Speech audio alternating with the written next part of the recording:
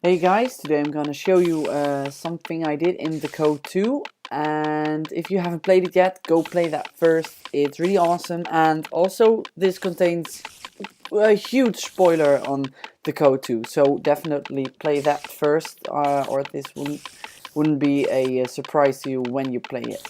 So you might know what I'm gonna show you here. It's the clock in the code, so let's check out first how this works. Set my game mode to 2, and that will kill me. So then when I walk into the clock, everything will go into slow motion and you'll move slower. And then all the spiders are frozen. Another thing, the way to solve this puzzle is by climbing up and sleeping first, and then going back to kill yourself. So let's do that here. And now kill myself.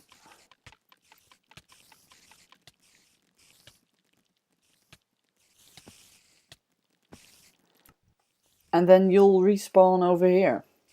So let me show you how this works. I used a filter actually. I just created a filter, and that's the technique I used to freeze the spiders. I created two rooms looking almost identical except for the spiders. Here they're moving and here they are frozen. And here for the code I didn't really use that filter. I used NBT Explorer, but now I created that filter, so, and that's really handy, so you can download that. The link is in the description.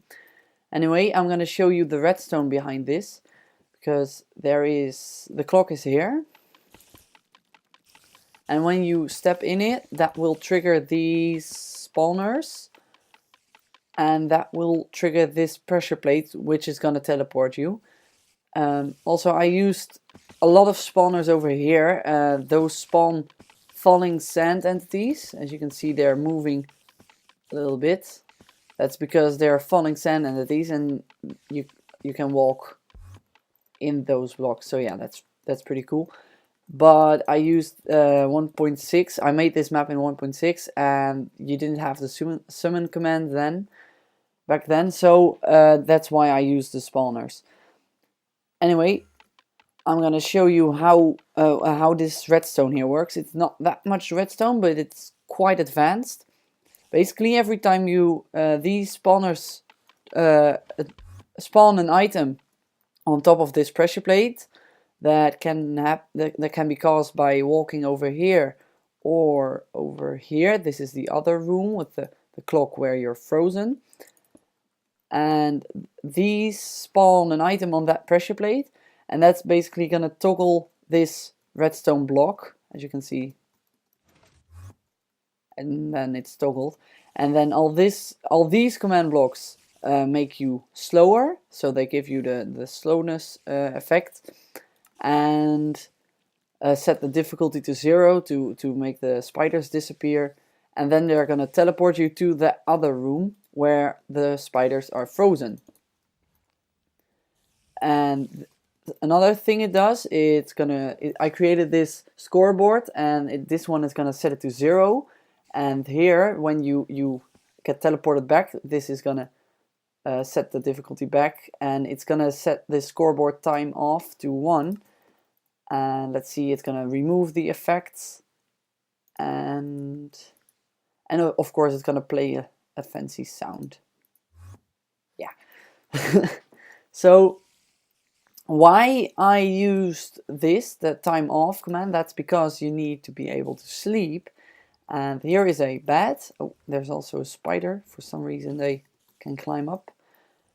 And you cannot sleep in this bed because it's day. That's caused by this spawner that's gonna trigger just this pressure plate, and that's gonna set the time to day.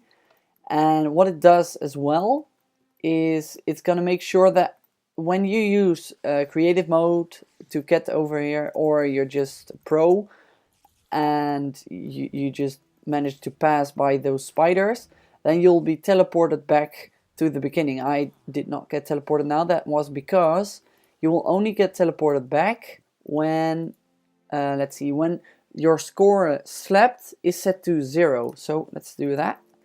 Player set slept 0. And now I should be teleported. Let's see. Yep. And now I'm back over here. So how do I detect when you've slept? Well, here is the other room, and this one is actually setting the time to... Oh, I got teleported there. Wait a minute.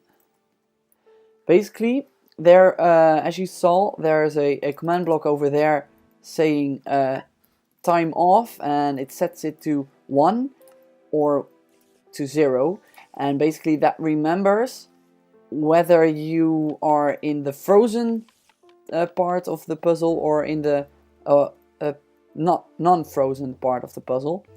So when you are respawning inside this bed, then this command block, let's see, this command block is going to teleport you back to that bed over there, but only when the time is not frozen anymore. So that's what that's doing, and if you get teleported, then that's going to create this slept and set it to 1. So that makes it possible for you to just continue and go to this puzzle.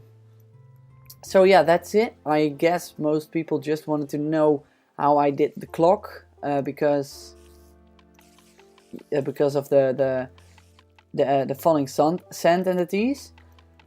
Oh yeah, also I use these trapdoors. That's to prevent them from really falling, because if you break those, let's see what happens when I do that. As you can see, these move quite a lot more. So yeah, that's why I did that, and it doesn't really look very nice. So yeah, I guess that's it. I hope you learned something, and thanks for watching.